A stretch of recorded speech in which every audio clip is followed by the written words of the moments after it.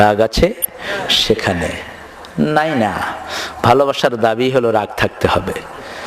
যেই রাগে, যেই ভালোবাসায় রাগ নাই, ওই ভালোবাসা ভালোবাসা না। আপন মানুষকে কাছে পেতে চায় সবাই, ঠিক কি না? এই জন্য আল্লাহর খুব নামাজ পড়ি, যখন আল্লাহ একটু কষ্ট দেন আল্লাহর উপরে একটু রাগ আসে কিনা আমাদের? কথা কন না কেন? জ্বর উঠে যখন খুব নামাজি, কয় যে আল্লাহ আমার ছাড়া বোধহয় আর কারোর চোখে দেখে না, এরকম কথা বলে না? আল্লাহ বলেন যে ফেরেশতা এই কথাগুলো লিখিস না। সুবহানাল্লাহ বলেন। এই জন্য আমরা এখানে যতক্ষণ আছি আমরা গুনাহ থেকে মুক্ত আছি। সুবহানাল্লাহ বলেন। আমাদের আমলনামায় সওয়াব বাড়ছে না কমছে? বাড়ছে। এই জন্য প্রশংসা করব কার? সবাই একটু মহব্বতের সাথে বলেন তো আলহামদুলিল্লাহ। নবী সাল্লাল্লাহু আলাইহি সাল্লাম বলতেন, আল্লাহ আমাদের চেহারা দেখেন না, আমাদের শরীর দেখেন না, আল্লাহ কি দেখেন? অন্তরগুলো দেখেন আর আমলগুলো দেখেন। আমাদের অন্তরগুলোকেও আল্লাহ আপনার তাওহীদের জন্য কবুল করে নেন, আমাদের অন্তরগুলোকে ইসলামের জন্য কবুল করে নেন। আমিন। আরো আস্তে এখন আমিন, আরো আস্তে আমিন। যত আস্তে কই তত জোরে হয়। উল্টা কাজ আমাদের দেশে বেশি না কম? বেশি। উল্টা মানুষও তো আমাদের দেশে ক্ষমতায়। আপনাদের এই জুমা মসজিদে যদি খালেদা জিয়া রায়না ইমাম হিসেবে খাড়া করা দেয়, আপনার নামাজ পড়বেন কেউ? কি কইবেন? কি কইবেন? 12, ঠিক কিনা? একবারে 12।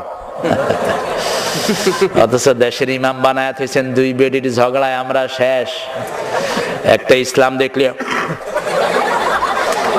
আরেকটা কয় হুজুর গো লগে থাকি, তাইলে ভালো ভালো জিনিস পাওয়া যায়। আল্লাহ দুইটারে হেদায়েত করুক, আমিন কইবেন না? আল্লাহ দুইটার কিলাকিলি থেকে আমাদেরকে হেফাজত করুন। আর যেটা ইসলাম চায় না ওটারে আল্লাহ হেদায়েত দিন। ইসলাম চায় না এরকম একটা আছে না নাই? ওইটার পিছনে আছে নাস্তিক, মোরতাদ, বেঈমান, কাফর নাই, আছে না নাই? আল্লাহ তার বেশি করে হেদায়েত দেন। আমরা কোরআন থেকে কথা শুনবো। আপনারা খুব রাগ করেছেন, রাগটা কেটে গেছে ইনশাআল্লাহ। কারণ রাগ করলে কিছু করার নাই, সিদ্ধান্তটা কার? আমি চাইলাম যে সন্ধ্যার সময় হাজির হব, কিন্তু আল্লাহ রাব্বুল আলামিন যদি না চান আমি আসতে পারবো? একটা নতুন গাড়ি নিয়েছে ছেলেরা খুব কষ্ট করে, ওই গাড়ি হো যখন খুব জোর উঠবে তখন উপরের দিকে উঠার সময় গাড়ির শক্তি বেশি লাগে না কম? চলে দে চলে দে, এই সারা রাস্তা ঠেলতে ঠেলতে এরপরে এখানে মোড়ের ভিতরে ঢুকবে, 3 বার বন্ধ হয়েছে মেইন রোডের উপরে। মানে কি যে মন চাইছে যে ড্রাইভারে ধরে কামড় দিয়ে ওর গোস্ত খায়া ফেলি সব। কিন্তু কিছু করার আছে আপনার? কিছু করার নাই। এই রোডে যদি এরকম করে গাড়ি, পিছের থেকে যে কোনোটা গাড়ি মেরে ফেলে না, এটাই আল্লাহর শুকর। কারণ সে পাস করতেছে অবস্থায় এখন ওইটার পিছনে চলে যাচ্ছে। এখন ওখানে কি জানি ওই জায়গাটার নাম, হ্যাঁ বাঁশঘাটা, বাঁশ দিয়ে দাও, বাঁশঘাটার ভিতরে বাঁশ খাওয়াই দাও। আমি কইলাম যে এই পচা গাড়ি নিয়ে রাস্তায় নামছুত কেন? কয় স্যার খুব ভালো ছিল, খুব ভালো ছিল তো এদিকে আসতে তোর গাড়ির এই অবস্থা হয়েছে কেন? যেই হোক, ফয়সালাটা কার? আল্লাহ চাইলেন মূসা আলাইহিস সালামকে পৃথিবীতে পাঠাবেন, ফেরাউন বলল না। পৃথিবীতে আসতে সিদ্ধান্তটা কার কায়েম হয়েছে? চিৎকার করে বলেন। আল্লাহ বললেন, ও ফেরাউন, 40,000 শিশুকে তুই দুনিয়া থেকে বিদায় করেছিস, হাজার হাজার মায়ের বুক খালি করেছিস। আমি আল্লাহর ফয়সালা তুই জানোস না, আমি তোর কোলেই মূসার লালন পালনের ব্যবস্থা করে দেব। এই জন্য বড় চমৎকার করে কবি বলছেন, মূসাল্লাযী রাব্বাহু জিব্রাইল কাফিরুন ও মূসাল্লাযী রাব্বাহু ফিরাউন মুমিনুন। আর যেই মূসার লালন পালন করলো ফেরাউন, সেই মূসা হয়ে গেছে মুমিনদের নেতা। সুবহানাল্লাহ কইবেন না? সামিরি ছিল জারজ সন্তান, সামিরির আরেক নাম ছিল মূসা। মূসা বলা হতো এই জন্য, মূস মানে হলো গাছ সিক্ত, গাছের রস সিক্ত, এটাকে বলা হয় মূস। তো সামিরি যখন পৃথিবীতে আসলো, সামিরির মা বলল যে এই সন্তানকে আমি লালন পালন করতে পারবো না, একটা গাছের নিচে ফেলে রেখেছে। জিবরাইল আমিন দেখলো ফুটফুটে একটা সন্তান, আল্লাহকে বললেন, আল্লাহ এই সন্তানটাকে আমি লালন পালন করি। লালন পালন করার পরে ওটা হয়েছে কাফের। কি হয়েছে? কারণ হেদায়েতের মালিক কে? কোন ফেরেশতা লিডারের হাতেও আল্লাহর হেদায়েত আল্লাহ দেন নাই। সুবহানাল্লাহ বলেন। আবার এই মূসা আলাইহিস সালাম এমন অবস্থায় দুনিয়ায় আসলেন, ওই মূসা আলাইহিস সালামের মায়ের বান্ধবীরাও জানলেন না মূসা মায়ের পেটে আছেন, শুধু জানেন কে? আল্লাহ। ঘরে আসলো, শুধু মা জানে আর মেয়ে জানে, মা জানে আর মেয়ে জানে। গভীর রাত, প্রসবের কত রকমের যন্ত্রণা আছে না নাই? কিন্তু কিছুই প্রকাশ করতে আল্লাহ দিলেন না। আল্লাহু আকবার। আসলো সকাল হওয়ার আগে ফেলে দিতে হবে, কারণ সকাল বেলায় ফেরাউনের গুপ্তচর আছে না নাই?